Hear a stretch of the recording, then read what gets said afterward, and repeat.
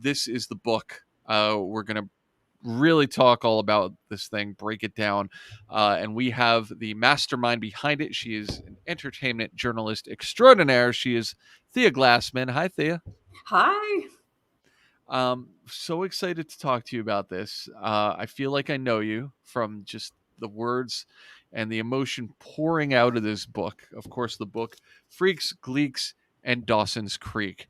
Um, and how can a book with that title be anything but a love letter to the television shows that you love so dearly? First of all, I have to ask you, this is kind of a broad question. What is your relationship like with TV? Like in general, from childhood, what role has that played in your life? Um, I was obsessed. I, uh, my growing up, my parents really wanted us to read. They were not really like, or TV, I think, was not really a big part of like their world. So we had like a small black and white set that didn't Mm. really work super well. But if anything, that made me more motivated. I could watch Friends like if you like move the antenna a certain way. Ah, And so that was when I think I really fell in love with television and really fell in love with it was a step further than that where I would go every day after school. I would try to find where they filmed the exterior of the Friends building. And like I finally found it years later, but I think that was a small hint of just how obsessed and like how much I kind of wanted to be inside the world of these shows. yeah. Um, and then it was Dawson's Creek, I think, where I really learned how much a TV show can like capture your heart and your mind and stay with you for years and years and years to come. Yeah. That you were an absolute 90s kid. You were the quintessential, all of us who are watching, listening to, and being a part of this show, we're right there with you. Um, but that's really interesting because I feel like there's sort of this line when people grow up, some people just love TV. And for some of us, it's almost like it invades our emotional space. It becomes part of our personal life to the point where we start to care so much about those worlds versus the real one. And then we look back years later and we go, oh, that was probably a little bit problematic, maybe, but we're okay. We came through it okay. Did you feel at the time or now that you are kind of voluntarily or subconsciously shifting yourself into those fantasy worlds versus the real one? Yeah, 100%. I felt like that was the power of just like slipping away. I think especially when you're a teen and when things are weird and complicated and you're insecure, and to slip away into this other world, especially something like Cape Side, which is just like drenched in wish fulfillment. Um, I was, again, a little bit of a weird thing. I became obsessed with Wilmington, North Carolina, where they filmed the show. Which is another sort of way of just sort of trying to disappear into this world that you've fallen in love with. I like to think I've hopefully gotten a little bit healthier with my obsession with TV, but only by like a small margin, I would say. Would you has your passion for TV evolved with the times, or are you still kind of focused on the same TV shows that you were watching back then? There are shows that I definitely like. I loved. I just watched Jury Duty recently, which was fantastic. I highly recommend. Okay. But there's a comfort, I think, in rewatching these shows and revisiting these worlds and these characters that I have like a steady stream of like 5 to 8 shows that I just kind of like have on in a Yeah. loop that just bring me joy and comfort. That's what this show is all about. I mean, we all are chasing that comfort food. That's the shows that we grew up on or lived through or just continue to love. I'm going to read off the list here because there's 7 shows that are focused on in this book. And I thought it was a really interesting list at first. And then you read through the book and you realize sort of what the commonalities are. But you focused on Fresh Prince of Bel-Air, My So-Called Life, Dawson's Creek, Freaks and Geeks, The OC, Friday Night Lights, and Glee. And, you mentioned how important TV was to you during your teenage years, and you can see the way that you selected shows that really kind of spoke to that most awkward time of everybody's lives, and did so in a way that, all these shows had unique points of view, but also very honest and realistic ones. Is that what you think stood out for you then and now, as far as why they spoke to you?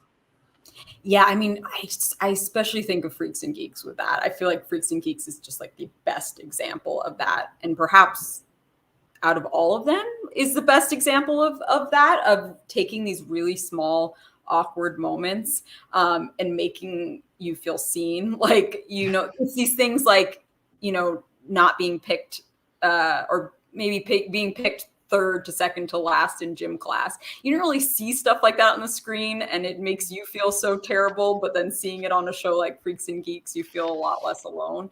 Like Yeah. that show in particular was very good with the awkward, painful moments. That felt pretty Especially, especially when you think about the '90s and even TV from the '80s before it. I mean, when I think of TV in the '80s and depictions of school, I think of sort of the extremes of the very special episodes where it's just like the worst possible things that can happen to a child or a teen. And the '90s, it was all about, to me, a lot of cartoonish caricatures of like the nerd who's like real, the screeches, or like the jocks. Like everyone was very exaggerated, but you really picked out some shows that showed some realness and some character depth, even to, the Freaks and the Geeks, and all the characters depicted in Freaks and Geeks. Of course, quick plug, we have a lot of interviews with Freaks and Geeks alumni, so to speak, right here on 90s to Now. So make sure you go back to our channel, youtube.com/ at 90s to Now, and catch up on interviews with Sam Levine and a bunch of others for that show. I'm with you as far as just being totally in love with that series. Uh, a lot of these shows underappreciated that good. you chose, I'd say, especially during the time that they were in prime time, to the point that, some of them only did last one season. Does that add to the charm, do you think? Yeah. Well, in a way, it's so, we always lament that we didn't get a second or third season or however many of My So-Called Life and Freaks and Geeks. Mm, But in a way, I do think it's, as you said, adds to the charm that we have this one sort of spectacular season. There's no discourse. There's no that awkward college years, because if they had kept going, they would have had to bring the characters to college. Like mm, they got to, I think, avoid a lot of the pitfalls that teen TV shows had to deal with past season one, which yeah, is like, oh no, we got the characters together. Now what? There's a lot of awkwardness that goes on past season one that they miraculously got to leave behind, which in yeah, case like then just leaves us with one perfect season of television. yeah, absolutely. Um, we can hear it in everything you say, just how much you have a passion for, these TV shows and all the thought that you put into them. I mean, you've been an entertainment journalist, so you've been working in this world professionally, but the idea of stepping aside to write an entire book and then put it out into the world is a big decision, a big undertaking. When did this idea first enter your mind, and what pushed it to reality? Yeah. So it kind of all traces back to 2018. It was the 20-year anniversary of Dawson's Creek. And I was a freelancer at the time, and I pitched an article that went inside the writer's room of Dawson's Creek. Hmm. And so I sold that piece, and I spent 2 to 3 weeks interviewing the writers of Dawson's Creek. And I didn't realize quite how specific and unique and wonderful and painful it was to work as a writer in a teen TV show setting.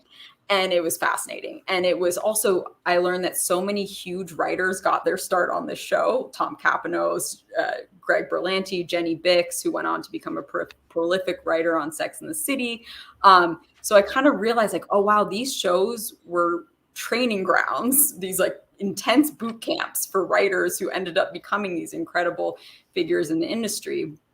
And then I started to think about, okay, I thought about just doing a book on Dawson's, and then I thought about, I mean, there's so many other teen shows I loved.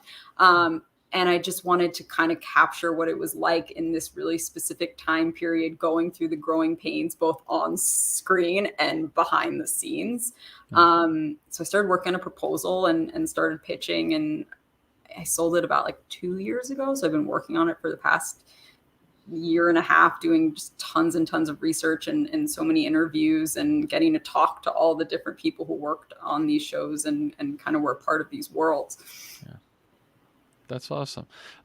For those of you, again, this is a surprise live stream. So if any of you would like to chime in, we are live on Facebook Live. We are live on YouTube as well. Send us your comments, send us your questions, and we will definitely work them in.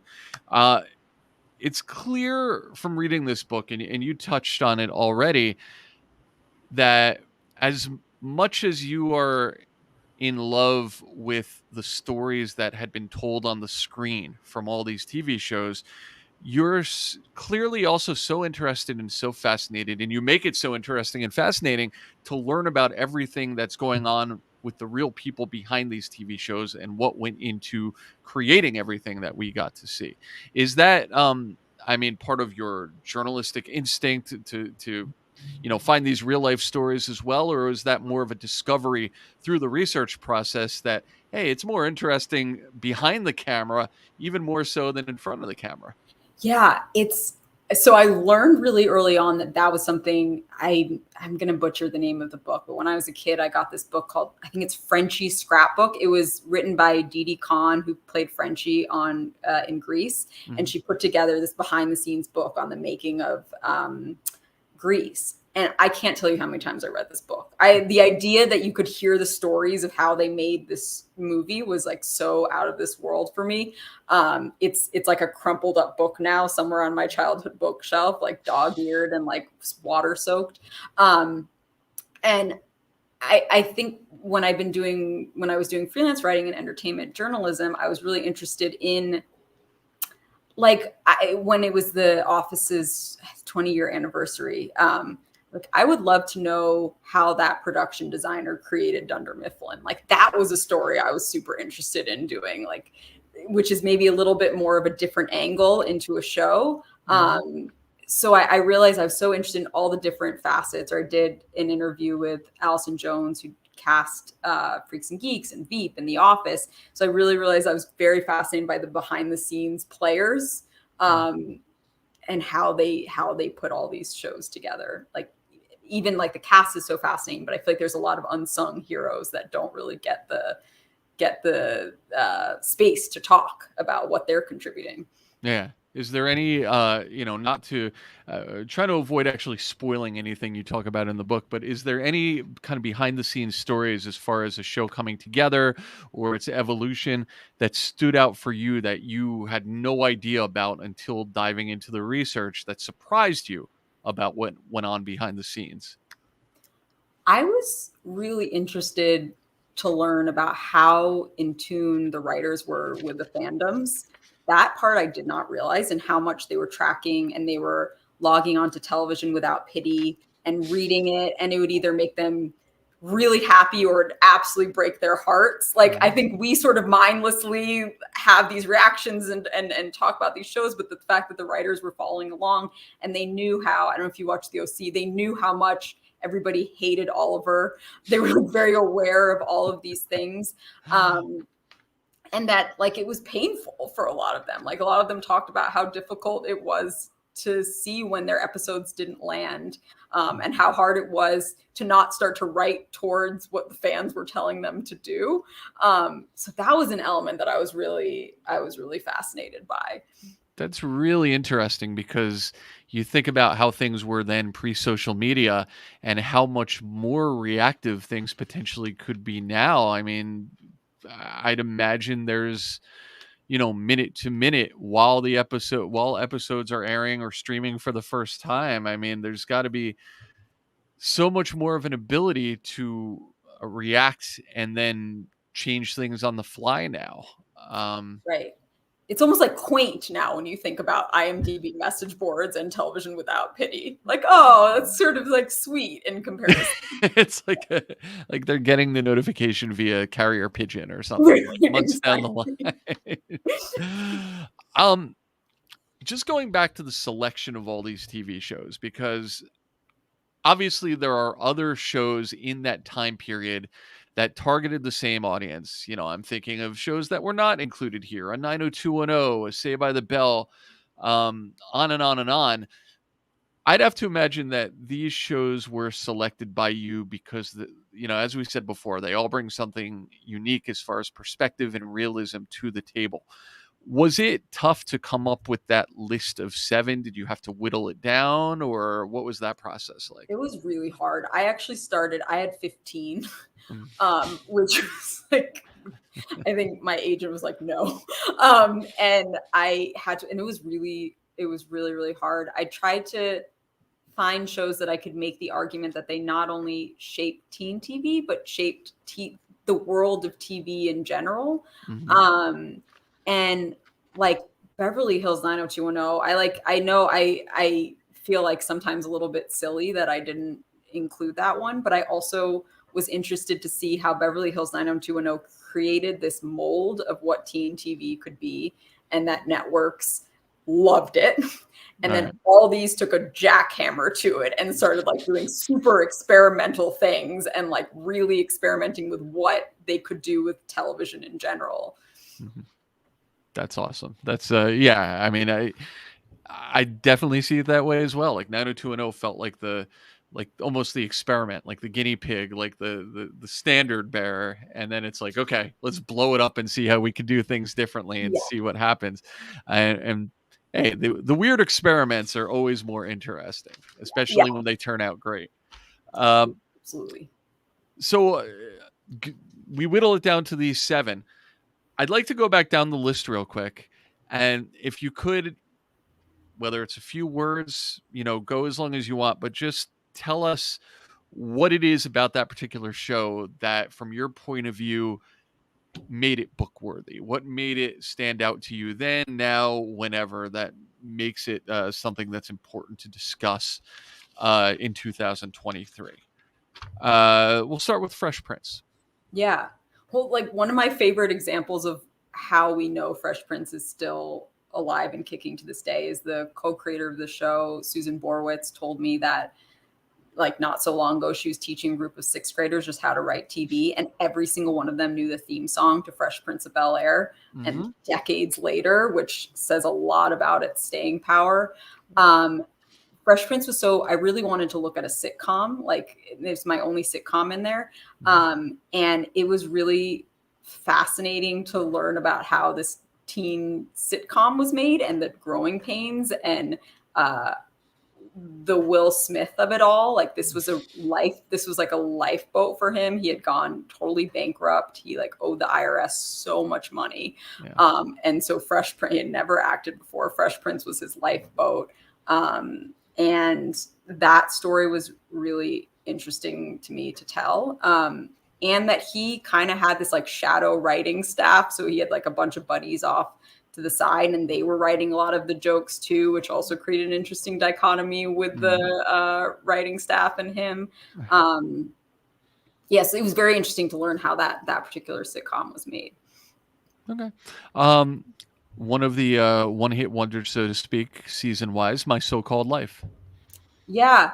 My So-Called Life was the first show about a young girl that like took young girls seriously and like took their problems seriously. She had to Winnie Holzman, who created the show, had to grapple with a network who didn't think people would be interested in a girl's story, and they didn't think that they could market to a young female audience, which is like so wild to think now. Yeah. But like here were these like, here was this show that hyper realistically showed the pains and challenges of being a 13-year-old girl, which is like a very specific, difficult time for many people. Yeah, for sure. And it's interesting to think about like a show like My So-Called Life. To my recollection, it airs on ABC. it gets the one season, and then it starts airing later on MTV, and it finds this whole new kind of second life of popularity, right? That kind of allowed a whole other group of people to see it for the first time and kind of send it on its way to, a show that gets canceled after one season essentially, and we're still talking about it today. Yeah, one of the producers said to me, he's like, if it had not aired on MTV, we would not be sitting here having this conversation. Like, he really owed a debt. He said he like owes a debt to MTV for re-airing it. Absolutely. You mentioned it. I'd have to imagine if you're ranking these, this one is near the top for you. Dawson's Creek. Yes, Dawson's Creek is. I feel like my parents were like, I can't believe she's still talking about Dawson's Creek. Dawson's Creek took teens so seriously. Like, they took them so seriously, and the type of dialogue that Dawson's Creek that the actors were given, we had never seen anything like that before. Teens were allowed to be so smart, so witty, like you wanted to be them. It was a form of wish fulfillment, I think, that we were given in Dawson's Creek that I don't think we had really seen on teen TV before. And I think laid the groundwork for smart, sharp teens to come, like shows like the OC. I feel like the Dawson's Creek like laid the groundwork with that kind of dialogue. And of course, Joey and Pacey, like you can't go wrong with that. Which team were you? Because I feel like that's the big defining line between Dawson's fans. Were you a Pacey guy, or were you a Pacey fan or a Dawson fan? So I think like if I had to choose, I would say Pacey for sure. I loved when in the original finale they had Joey not end up with either of them and go off on her own to Paris. I loved that original finale, and then they wrote a second finale where she ends up with, spoiler alert, with Pacey.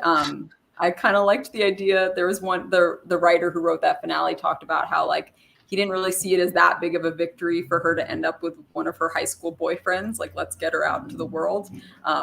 Were you team Pacey or team Dawson? I watched it. I don't know the first time. I think I binged it over a summer, but it was years after the original airings of the show.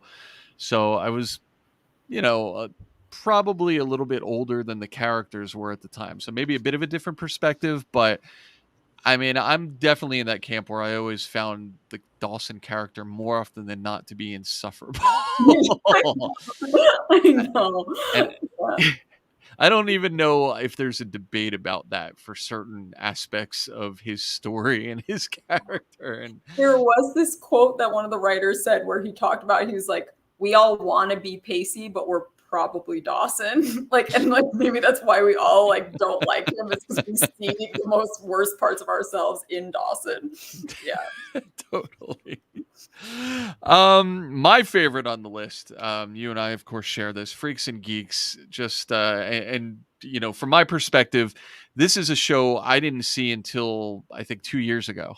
And I binged it over the course of like 3 days, and just on a whim. I'd always heard of the show, never checked it out, but it's a show that absolutely, to me, goes beyond needing to be anywhere near that age to have to relate to it. Like, it's just a great show, regardless of where you are in your life. But what about Freaks and Geeks? You touched on it before, but what makes it part of the book? I think it was its commitment to realism, which I think a lot of teen shows are not really given credit for. And this really pioneered this idea that we're not going to make this glossy, beautifully packaged show. We're going to make it a little gritty. We're going to lean into the awkwardness. And I think that was really the first show that did that weren't really going to give us as an audience that many victories. We might get a little victory here and there, but all in all, it's going to be how crappy high school really is. It showed us, it ripped off the rose-colored glasses, and nobody was having perfect kisses, or their crushes didn't return the feelings. It's real life. Yeah. That's it. And I never really thought about it this way before. I think one of the things the show did so well is, the freaks, the geeks, it was all people who life was not super kind to inherently, and they weren't necessarily that kind to each other or kind, within their own groups. Like it wasn't like, oh, there was no the jocks who had it all good and it was the homecoming king and queen. Like it was just everybody, two groups of kids who were very different but also interconnected, but equally struggling. Like in our own way, we all do at that time. Right. And it makes me think also what an interesting story and realistic story arc they did with Sam and Cindy, which was my favorite story arc, I think, where I don't think that felt so real, where like you fantasize about somebody, you think what they're going to be, and then you get together with them. It's like not quite what you had hoped for. And I thought they so beautifully laid out what that experience is like. And that was another very realistic portrayal of high school love gone wrong. Yeah. Yeah. Definitely. And, we're lucky that all these shows bounce around different streaming services and, never seem to go very long without being available somewhere pretty easily accessible. So that also speaks, I think, to the appeal that they continue to have. The OC, this is a show that I've personally seen very little of, but certainly has etched its place in pop culture. What brought that to the table? You'll see, I mean, just on a personal front, I loved growing up. The OC did something really, really brilliant where it's, as Josh Schwartz called it, the Trojan horse. Josh Schwartz loved Freaks and Geeks. Stephanie Savage, who created the show with him, loved My So-Called Life. They knew both of those shows were canceled and they couldn't make quite that show. But they thought, what if we take the trappings of Beverly Hills 90210, sell it to the network that way, and then shove in like everything we loved about My So-Called Life and Freaks and Geeks, kind of like put like broccoli, like, or whatever, like chocolate, and then put broccoli inside, like what they wanted to do. And they really set a new template where they blended genres, I think, really brilliantly, and hadn't seen anything like that before. So I thought that was, I wanted to explore that. Cool. Friday Night Lights, an adaptation of a movie that, to my recollection, wasn't necessarily a top of the blockbuster charts success that called for more of that world, but translated to a show that again has transcended and stood the test of time. Why did it belong in the book? Friday Night Lights, I think the behind the scenes process was possibly one of the more groundbreaking, just filmmaking wise. They took so many risks. They did not have rehearsals. They did not use marks. The actors were allowed to move around as they pleased, and the cameras would just follow them around. They used a third camera, which was, I don't know if that ever really happened, that would just kind of float around and capture like small tapping moment. Like if an actress was tapping her foot, it would zero in on that. The actors were encouraged to improvise, which also is like so rare in a network television show. So that was really, really fascinating to kind of explore that. And the cinematographer told me that from then on, every job interview, the person would say like, can we just like make it look like Friday Night Lights? Like that's what everybody from then on. So I think that says a lot about the resonance of the show. Yeah. Absolutely. The final show on the list is probably the most divisive one as far as fans then, especially back then. Either you were with it or you weren't. We're talking about Glee. What was your experience at the time during the height of Glee mania, and how did it continue to grow on you over the years? So I was for sure Gleek. I went to the concerts. I would say I wasn't a full blown Gleek, but I identified as such. Glee. I was actually just talking about this with someone who was like, Glee, if Glee had come on 10 years earlier, I don't think it would have made it. I think people would have been like, what is this? But it came at the perfect time. And I really loved exploring this idea that this is a show that was the first of its kind. It melded comedy, drama, really crazy storylines that I think people are still a little bit divided about to this day. And this incredible choreography and music. So it was, I think, probably one of the most ambitious shows that had been on the air. Yeah. Yeah, and unique as well, which is something that could be said for all of the 7 books that you chose. It makes this an amazing read because every single section is an entirely different experience that we're learning about, both in front of the camera and behind the scenes. And I'm curious from your perspective, and we're going to timestamp this a little bit because we mentioned it a little bit at the top of the show, but as we speak, we are in the middle of the beginnings, hopefully near the ends of Hollywood basically being shut down, a Hollywood strike, and another plug here for the channel. We recently did have an interview. We chatted with Gabrielle Cartaris from 90210 just a couple of weeks ago. So go check that one out. But one of the things we spoke about was the impending, and then it was just the writer's strike, but how in times when entertainment output slows down, it's a prime opportunity for people to gravitate even more than they usually do towards that comfort food, towards their old favorites and the shows that they love. And obviously now it's easier than ever to stream, to go back and revisit those shows. um, do you feel like, I mean, even just going through the beginnings of this time period where things may be starting to slow down as far as new stuff, have you felt that as far as feedback and love as people start to turn their attention back to the classics that you wrote about? Yeah, it's fun because I went on various Reddits to bring up the book and hope that it would be of interest to people. And I was so amazed. These Reddits are live and kicking, and they're rewatching these shows, and they have opinions, and they're pissed at some characters. They're opening up discussions, and you'll see hundreds of comments.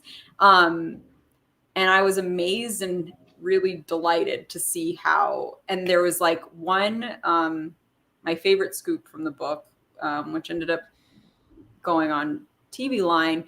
I was so amazed by the amount of interaction that it got, which was that Katie Holmes had, according to 2 different people, it had originally been Dawson that the writers were going to have her end up with.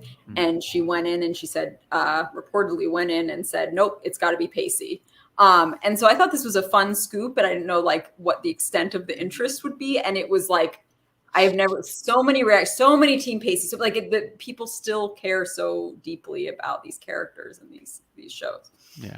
And it's so cool that we have somebody like you to bring all those feelings to light and to tell us all the stories of what went into those decisions, and just to bring these shows to reality in general. Because if it wasn't for the stuff you're talking about in the book, we might not have some of these shows. If just like you said, if My So-Called Life didn't make it on MTV, like there's so many delicate steps to take a TV show to reality, and then to take it to the point where it stands the test of time. And I think you've really you've really got your eye on exactly what it takes, and the types of TV shows that really truly did and have and continue to stand the test of time. It's got to be exciting for you to be able to feel the love from everyone who's like-minded and who agrees with you and feels that same passion about these TV shows. Yeah, I love that teen TV fans are such a passionate group of people. Like it came into our lives. These shows came into our lives at such a specific time period. And there's some great quote from Michelle Williams that I'm going to butcher, but she talks about how when these type of shows come into your lives when you're young, you're sort of this open pore, like you have all these open pores, and it gets in there and it stays with you forever, which is how I now always think of teen shows. That's or awesome. Maybe, or not even then, because look, you discovered Freaks and Geeks 2 years ago, and it got in there for you. Yeah. It's everything continues to serve. As long as it's out there, it's going to continue to build new fans. And for shows, especially for stuff that really deserves it, right? The kind of stuff that you in your heart want more and more people to watch even now and in the future. Like, it's good. It'll, make people happy and they'll be entertained by it. So it's great to see that people are still talking about this stuff. And it's great to see that we can read all about it. I'm going to show the book again because are we getting this good on the camera? No, we are. Okay. Freaks, Gleeks, Dawson's Creek. Of course, Thea Glassman. And we are giving away a free copy of this book, by the way. Of course, if you are part of our Facebook group, checking in through there, um, please message me or just post. I'm not asking for much specific. What we want to know is what you are doing to help grow our show, and we are going to put all of y'all in a big random drawing. Everyone who's helping grow this thing called 90s to Now, and one of you is going to receive a free copy of this amazing book. So thank you to all of you. And Thea, thank you to you. It's been great to talk to you cover to cover about this thing. And I'm glad we didn't actually spoil much about it because people are Right. in for a wild ride reading this. So I'm excited for you. Yeah, All thank of you so you. much for having me. Thank you. Thank you. And thank you guys for checking us out here on 90s to Now. Once again, we'll see you on the Flippity Flip. Thanks, guys.